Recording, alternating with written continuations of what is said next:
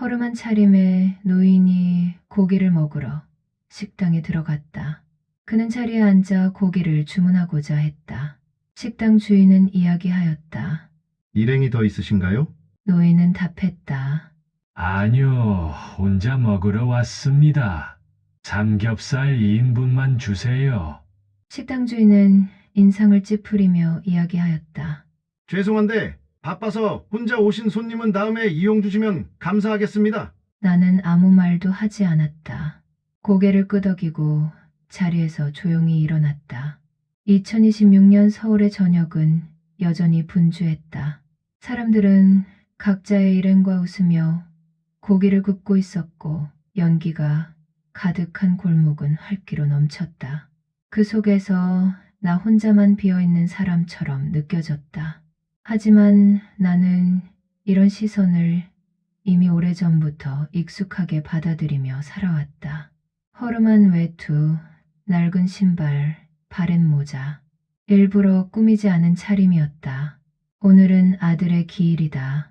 살아있었다면 35이 되었을 그 아이는 삼겹살을 유난히 좋아했다. 기름이 튀어도 웃으며 쌈을 싸던 모습이 아직도 선하다.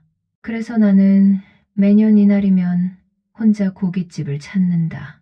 누군가와 함께가 아니라 그 아이를 떠올리기 위해 조용히 혼자.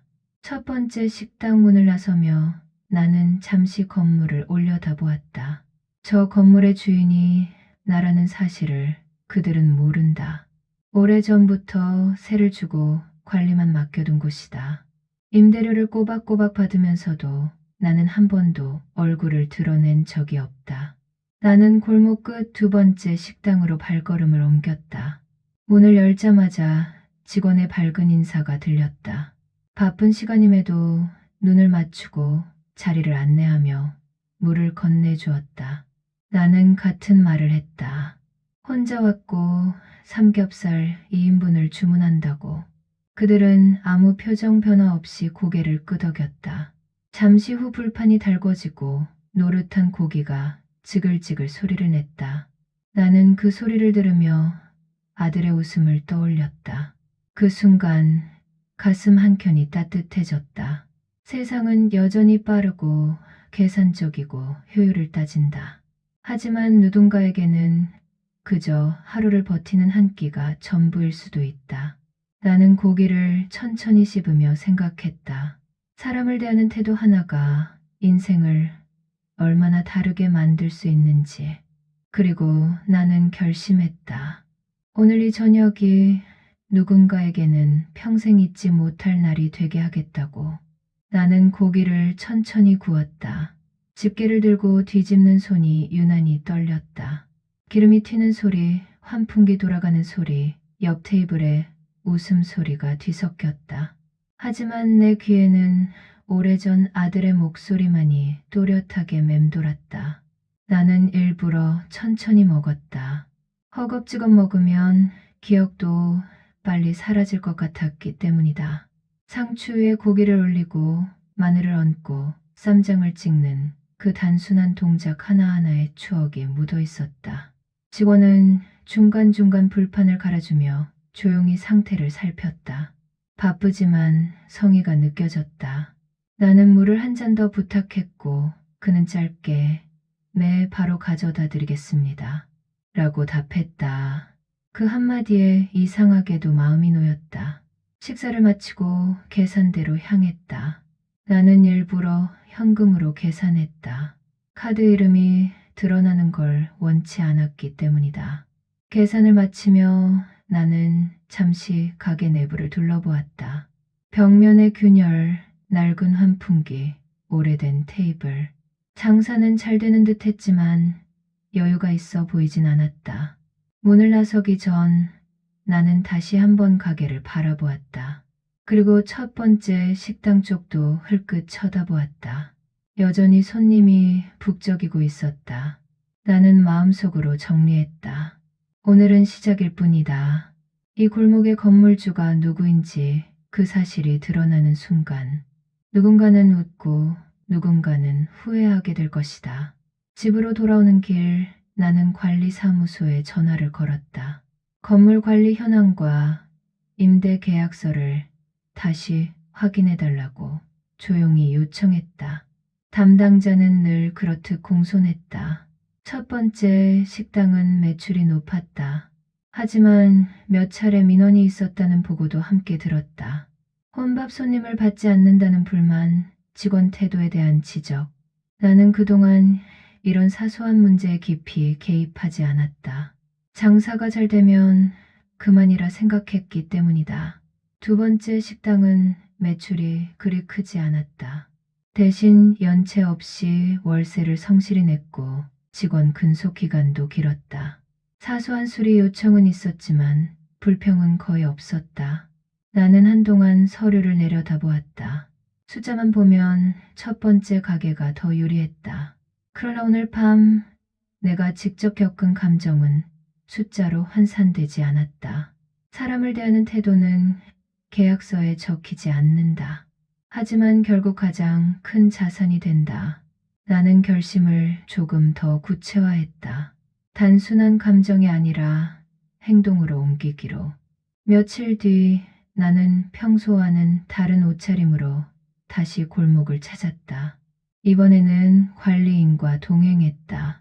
첫 번째 식당에 들어섰을 때 주인은 나를 알아보지 못했다. 관리인이 먼저 신분을 밝혔다. 그제야 그의 표정이 굳었다. 나는 담담히 계약 조건을 재검토하겠다고 전했다. 연장 계약은 보류하겠다고, 그리고 그 이유는 서비스 태도와 민원 때문이라고 설명했다. 그는 급히 변명했다. 그날은 정말 바빴습니다. 나는 고개를 저었다. 바쁜 날이 아니라 평소의 태도였다는 걸 이미 알고 있었다. 이어 두 번째 식당으로 향했다. 그들은 나를 보고 놀랐지만 태도는 변하지 않았다. 나는 그 자리에서 월세 일부를 인하하고 시설 보수 비용을 지원하겠다고 밝혔다. 대신 조건은 하나였다. 지금처럼 사람을 먼저 생각해 달라는 것. 직원들의 눈빛이 달라졌다. 고개 숙여 감사 인사를 받으며 나는 마음이 묘하게 따뜻해졌다. 그날 이후 골목의 분위기는 조금씩 달라지기 시작했다. 소문은 빠르게 퍼졌다. 첫 번째 식당은 계약 연장 불가 통보를 받았고 손님들 사이에서도 이야기가 돌기 시작했다. 혼자 온 노인을 돌려보냈다더라. 주인은 급히 태도를 바꾸었지만 이미 신뢰는 금이 간 뒤였다. 직원들 사이에서도 불만이 터져 나왔다. 반면 두 번째 식당은 작은 변화들이 이어졌다. 새 환풍기가 달렸고 테이블은 교체되었다. 무엇보다 혼자 오신 손님도 환영합니다라는 문구가 입구에 붙었다. 나는 멀리서 그 문구를 보며 잠시 멈춰 섰다. 누군가에게는 그 한 줄이 용기가 된다. 몇 달 뒤 첫 번째 식당은 결국 문을 닫았다. 높은 매출을 자랑했지만 이미지가 무너지는 건 한순간이었다. 나는 그 자리에 새로운 임차인을 들였다. 조건은 명확했다. 혼자 온 손님, 어르신, 아이들 모두 환영할 것. 두 번째 식당은 매출이 눈에 띄게 올랐다. SNS에 사연이 퍼지면서 응원 손님들이 찾아왔다. 하지만 나는 그들에게 과도한 홍보를 원치 않았다.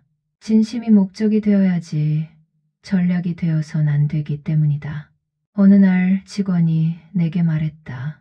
그날 어르신을 그냥 돌려보냈다면 저희도 똑같았을 겁니다. 나는 그 말을 듣고 한참을 생각했다. 작은 친절 하나가 누군가의 인생을 바꾼다.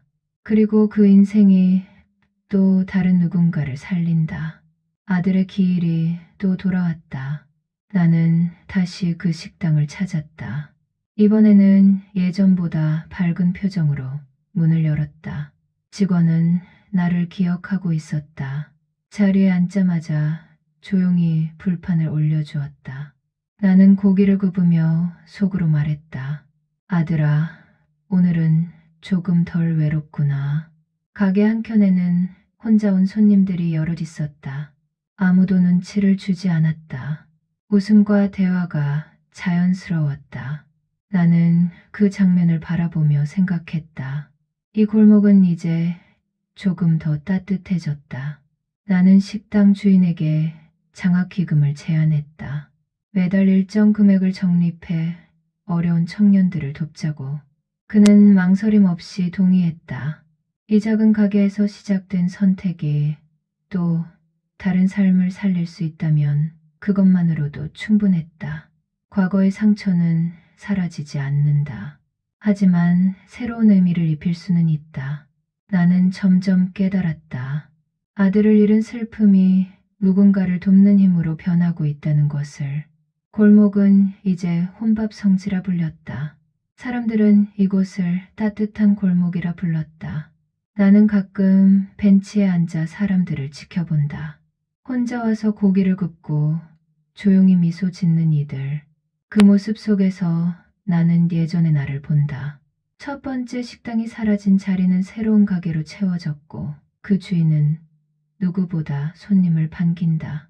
2026년의 겨울, 나는 다시 삼겹살을 구웠다. 이제는 더 이상 시험하듯 들어가지 않는다. 나는 여전히 허름한 옷을 입는다. 누군가의 태도를 보기 위해서가 아니다. 그저 나답게 살기 위해서다.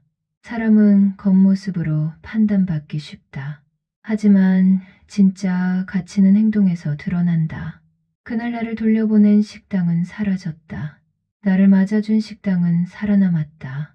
그리고 나는 알았다. 세상을 바꾸는 건 거창한 힘이 아니라 한 사람을 어떻게 대하느냐에 달려있다는 것을. 오늘도 누군가는 문을 열고 들어간다. 그 문 안에서 어떤 선택이 이루어질지, 그 선택이 또 어떤 인생을 바꿀지. 이 이야기는 끝났지만 누군가의 골목에서는 지금도 시작되고 있다.